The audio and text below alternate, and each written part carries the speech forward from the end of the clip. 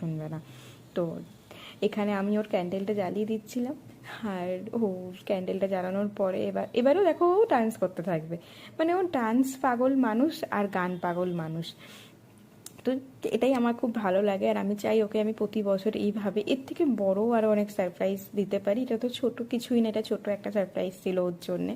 তো আমি চাই এর থেকে বড় ওকে আরও বেশি স্পেশাল ফিল করাতে পারি, আরও ভালো সারপ্রাইজ দিতে পারি, ওর লাইফে আরও যাতে অনেক বড় হয়। তো এটাই আমি ঠাকুরের কাছে সবসময় কামনা করি। তো এরপরে ও সমানে ক্যামেরাটা দেখছে যে ক্যামেরাটা ঠিকঠাক সেট করা আছে কিনা। তো এখানেও আমাকে নিয়ে আমি বলছি তুমি কেক কাটো, তো কিছুতেই আমার কথা শুনবে না।